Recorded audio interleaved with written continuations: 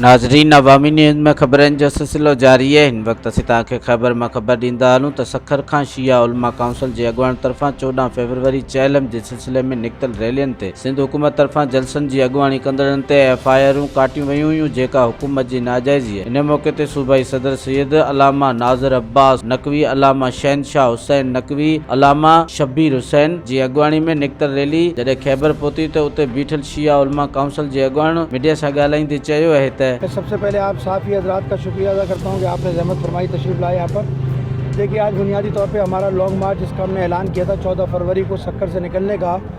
कल से ये कारवान जो है रवा दमा और मुसलसल हज़ारों आदमी इसमें शरीक होता जा रहा है। और अभी सैकड़ों आदमी जो है आगे खड़े हैं अकड़ी बाईपास पर, हैदराबाद पर और जाम शोरों पर।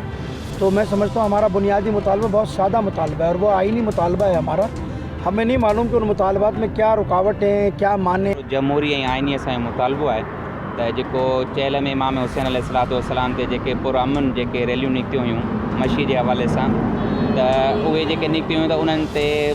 आइन ऐं इख़लाक़ जे ख़िलाफ़ु उन्हनि ते FIRूं कटियूं वयूं त हीअ जेको आहे हिननि आइन ऐं कानून जी भञकड़ी कई आहे। ऐं उन हवाले सां असांजा जेके बि मोतबर उलमा हुआ, तंज़ीमूं हुयूं, उन्हनि सभिनी मथे जेके बि हुकूमत जा नुमाइंदा उन्हनि सां ॻाल्हायो त हीअ जेको आहे गैर आइनी तौर ते तव्हां जेको उन में FIRूं जीअं त असां तहफظ अज़ाء लॉन्ग मार्च जे सिलसिले में हिते मौजूदु आहियूं। आज़ादारी सैयद शहदा मोहरम हराम में ऐं चहलम में जेके FIRूं कटियूं वयूं, उन जी असांखे गुज़ारिश इहा आहे त इहे हुकूमत खे गुज़ारिश इहा आहे त इहे FIRूं 14 फरवरी 2021 चहलम में इमाम हुसैन अलैहिस्सलाम ते गुज़िश्ता चहलम जेको हींअर गुज़री चुको आहे, इन चहलम जे मौक़े ते जिन्हनि पैदल अयाम अज़ा में चहलम इमाम हुसैन अलैहिस्सलाम में जुलूस अज़ा मिशीअ में जी सूरत में शिरकत कई, उन्हनि ते सिंध हुकूमत जे तरफ़ां FIRूं कटियूं वयूं,